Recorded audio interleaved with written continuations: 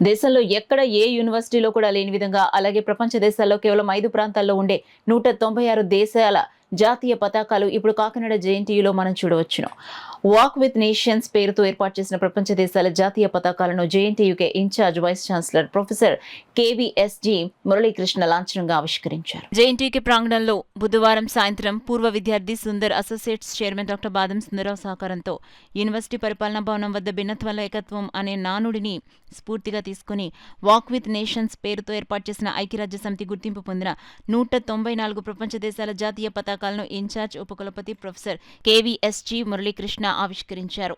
ఈ సందర్భంగా ఇన్ఛార్జ్ ఉపకులపతి ప్రొఫెసర్ కేవీఎస్జీ మురళీకృష్ణ మాట్లాడుతూ ఐక్యరాజ్య సమితి ప్రధాన కేంద్రమైన స్విట్జర్లాండ్ దేశంలోని జెనీవాలో ఉన్న 194 ప్రపంచ దేశాలు జాతీయ పతాకాలను ఆదర్శంగా తీసుకుని భారతదేశంలోనూ మరియు విశ్వవిద్యాలయాల్లో తొలుతగా జేఎన్టీయూకే కాకినాడ యూనివర్సిటీలో ప్రపంచ దేశాల జాతీయ జెండాలు ఏర్పాటు చేయడం చాలా ఆనందంగా ఉందన్నారు. ప్రపంచంలో మొత్తం 5 దేశాల్లో జెనీవా, అమెరికాలో న్యూయార్క్, దక్షిణ కొరియాలోని సియోల్, చైనాలోని షాంఘై, డొమినికన్ రిపబ్లిక్లోని శాంటో డొమింగోలో ప్రపంచ దేశాల జాతీయ జెండాలను ఏర్పాటు చేయడం జరిగిందని, 6వది భారతదేశంలో జేఎన్టీయూకే కాకినాడ విశ్వవిద్యాలయంలో ఏర్పాటు చేశామన్నారు.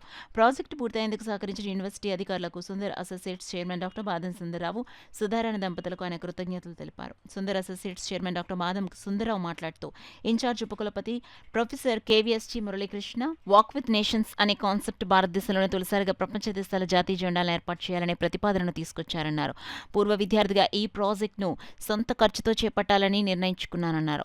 ఈ కార్యక్రమంలో rector professor KV Ramana, OSD professor D Koteswararao, chief engineer professor V Srinivasulu, మాజీ ఉపకులపతులు professor S Srinivasakumar, professor GVR Prasad Raju, professor K Padmaraju, డైరెక్టర్లు యూసీఈకే ప్రిన్సిపల్, ఇంజనీరింగ్ విభాగం అధికారులు, టీచింగ్ అండ్ నాన్ టీచింగ్ సిబ్బంది, పూర్వ విద్యార్థులు, విద్యార్థులు తదితరులు పాల్గొన్నారు. అలాగే దీనికి మనం ప్రత్యేకంగా చేసింది అంటే కొంచెం టెక్నాలజీ ఓరియంటేషన్ కాబట్టి ఒక A4 size sheet, stainless steel షీట్ని దానికి వెల్డింగ్ చేసాం. అక్కడ దాని మీద పైన కంట్రీ పేరు ఉంటుంది, దాని తర్వాత క్యాపిటల్ ఉంటుంది, దాని తర్వాత జెండా ఉంటుంది. జెండా ఎలా ఉంటుందో అలా ఉంటుంది. దాని కింద QR కోడ్ ఉంటుంది. ఆ QR కోడ్ మీరు ఇలా పెట్టగానే మీకు 2 పేజీల్లో దాని పాపులేషన్ ఎంత, ర్యాంక్ ఎంత, దాని జీడిపి వాల్యూ ఎంత, దాని బార్డరింగ్ కంట్రీస్ ఏంటి, ఏ భాష మాట్లాడతారు, అది ఎప్పుడు ఇండిపెండెన్స్ అయింది, అందులో ఉన్న ఫాదర్ ఆఫ్ నేషన్ ఎవరు, ఇలాంటి అత్యద్భుతమైన ఇన్ఫర్మేషన్ సివిల్ సర్వీసెస్కి వీటికి ఉపయోగపడేటట్టుగా ఇవన్నీ వస్తాయి.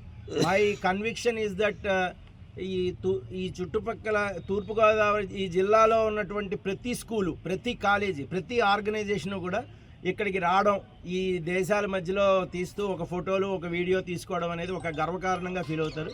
చాలా ఎక్స్టెన్సివ్గా టూరిస్ట్ ప్లేస్ లాగా ఇది అవుతుందని నేను అనుకుంటున్నా.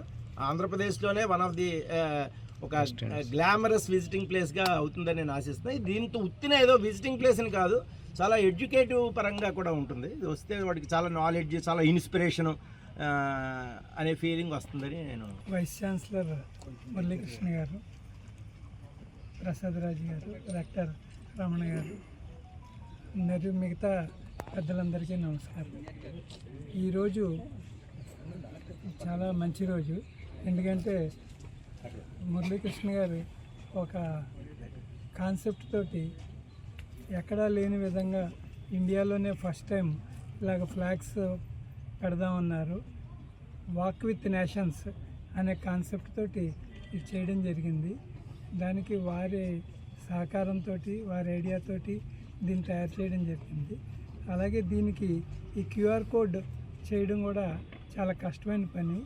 అది సార్ శిష్యుడు శ్రీనివాస్ గారి సహకారంతో చేయగలిగాము. అది కూడా చాలా అద్భుతంగా వచ్చింది. ఇది ప్రతి వాళ్ళు బాగా ఉపయోగించుకుంటారని ఆశిస్తున్నాను.